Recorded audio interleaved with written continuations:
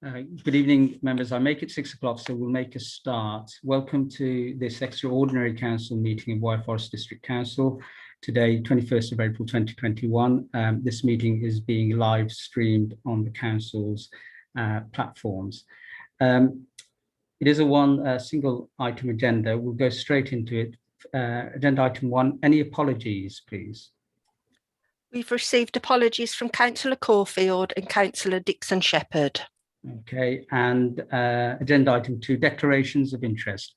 Do any members have any declarations to make?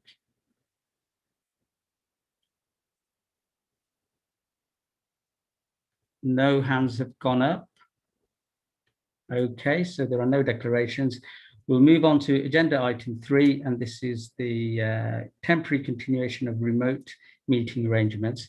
I'll go straight to the leader, Councillor Ballinger, and then we'll take it from there. So, Councillor Ballinger.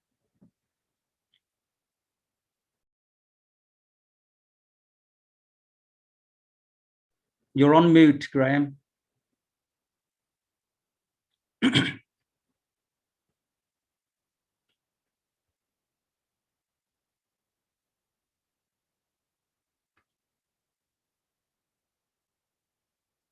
Can someone unmute Graham?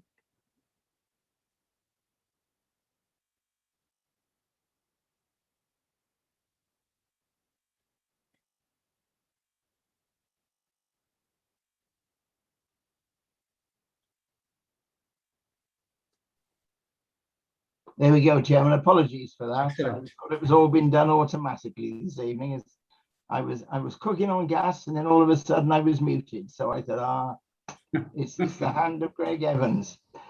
Chairman, thank you for that introduction. I would like to formally move the recommendations set out in the report. The report proposes obviously to continue with remote meeting arrangements for the period until the 31st of July of this year as a proportionate public health response to COVID-19. I mean, the government have made their indications clear, but it's welcome, particularly locally, that infection rates have fallen and the numbers of people in hospital have fallen, but sadly lives have still been lost. And you know, even though that figure is falling as well, people are still losing their lives. The Worcestershire figures are very good. The council chamber at Wyre Forest House is simply not large enough to allow for adequate social distancing during a period when there will still be legal restrictions on the size of gatherings, both inside and outside. Not all adults have yet been offered a first vaccination, let alone some of us have been fortunate enough to have a second, but there's still that situation. One of our members said to me this morning that he said, it's a shame we moved from Wyre Forest. We moved from the old council chamber in Starport, but who would have known this was going to happen those years ago when Wyre Forest House was built.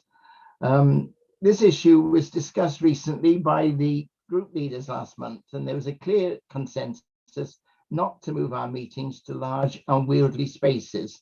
There was the choice of having a series of rooms all linked by video, and there wasn't any support for that. There was no support for the council to prevent members from attending a face-to-face meeting or to adopt some of the other suggestions from the government, such as delegating the council's decisions to officers or to small committees of members. So that got a bit of a thumbs down from us all.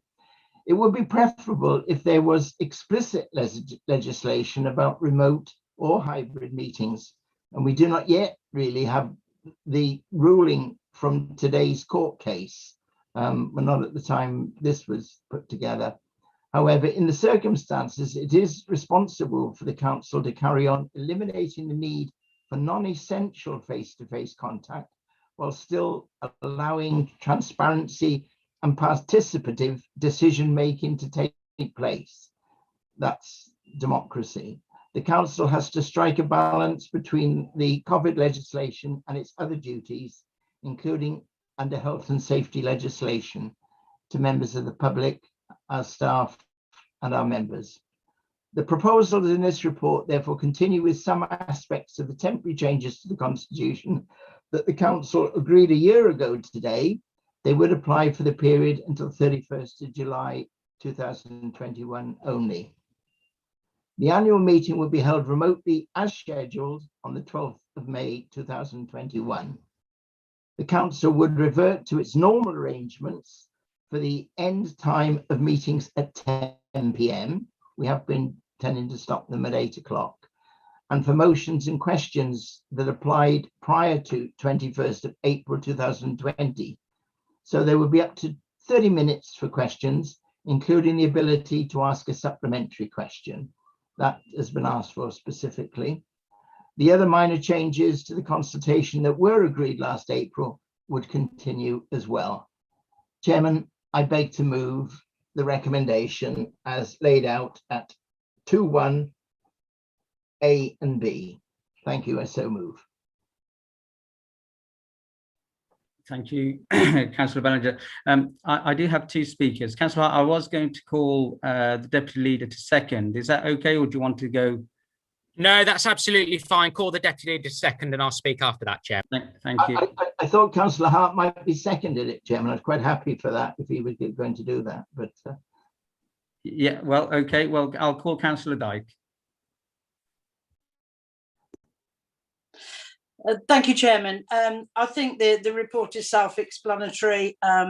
We obviously still have to take the necessary precautions, and I don't think it's an ideal position to be in to have one meeting spread across 3 or 4 rooms. It's just ludicrous to expect us to do that, I think. So I'd just like to second the recommendation on page 6 and reserve my right to speak further. Thank you. Thank you, Councillor Dyke. Councillor Hart. Thank you very much indeed, Chairman. Yes, I speak on behalf of the 12 Strong Conservative Group.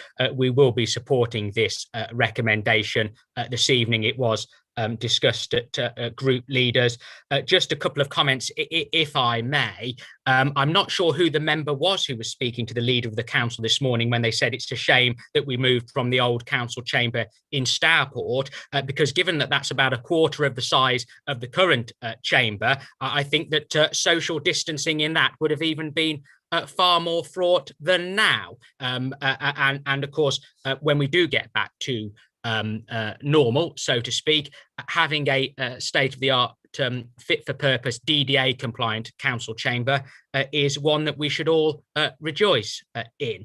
That said, of course, the Conservative Group very much welcome the administration's concession, which we would, of course, respectfully submit is rather long overdue in now allowing council meetings to take their full course until 10 o'clock if needs be, and importantly, the full allocation for notice of motion and indeed supplementary questions. I know that the leader of the council and the deputy leader of the council were a dab hand at holding me and some of my colleagues to account when we were in the administration, and I'm sure that they will look forward to that in the future, as of course it's right and proper that we fulfill our democratic roles. I'm not going to quarrel in respect to the other minor amendments to the Constitution, matters around planning and other matters which will be reversed by the 31st of July.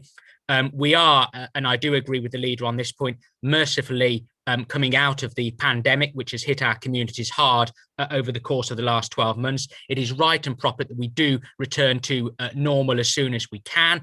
And whilst, you know, Zoom meetings are great for things like group leaders and other informal meetings, and no doubt our habits will change forever in some respects. And we have all done remarkably well, thanks to our officers and our IT department, at being able to keep democracy alive throughout this pandemic. There's nothing better than actually being in the council chamber, particularly for matters like full council and scrutiny and planning and licensing. And the sooner we can all get back to normal and see each other to chat to and take proper decisions face to face, the better. I finally, Chairman, if you just indulge me, do agree with the leader and the deputy leader on this point. No point having a hybrid model, in my view. It would be farcical for us all to be at Wyre Forest House and some in the Stourport room and some in the Bewdley room. So to deal with this matter of full council in May, and one assumes, of course, the July meeting as well, virtually until we can get back safely, it is something that the group are prepared to support, Chairman. Thank you very much indeed. Thank you, Councillor Hart. Councillor Oborski. Thank you and good evening, Council. Yes, I think this is absolutely appropriate. I endorse everything that the leader and Councillor Hart have said.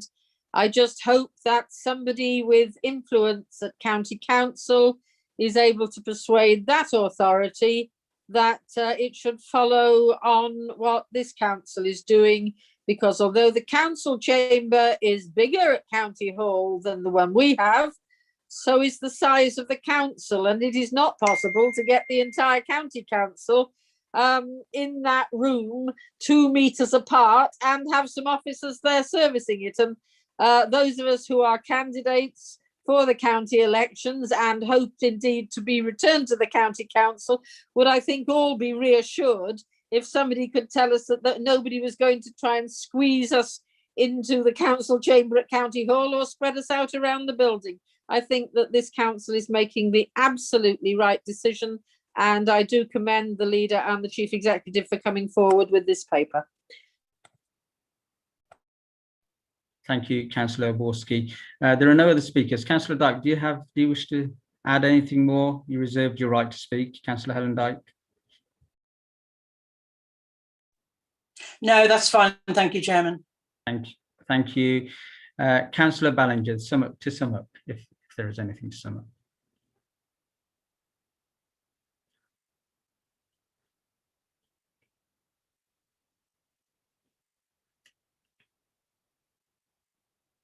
Right one. Yeah, there we go. Sorry about this, Chairman, the technology.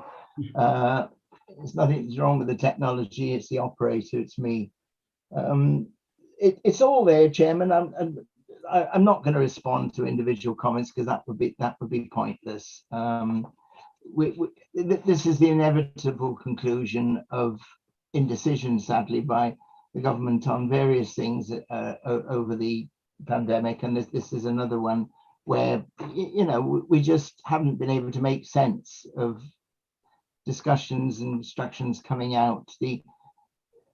Our own Minister, Communities and Local Government, Robert Jenrick, has been taken on board what so many people have been telling him now for months, from the various associations, county councils, association, district councils, and it is basically, you know, we've got to have a decision about continuing with the virtual meetings like we've got tonight, because, you know, they're not reversing even in Parliament before July to anything, and so to expect us to all jump up and down from next month onwards without this extension would be totally inappropriate.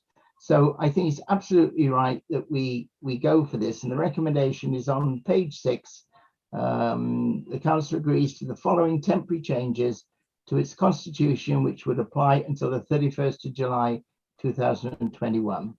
And then in A, the revised section 7, the council procedures rules in appendix 1. And then in B, the changes to other parts of the constitution set out in paragraphs 232 to 235 of this report, agreed by council on the 21st of April 2020, and I so move, Chairman. Thank you, Councillor Ballinger. So, members, there are no other speakers. It's been moved and seconded. The recommendations, as Councillor Ballinger has already said, are page 6, 2.1A and 2.1B. All those in favour, please raise your hands to the screen.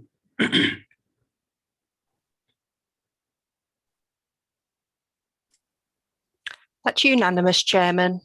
Okay, so that being unanimous, that's been carried.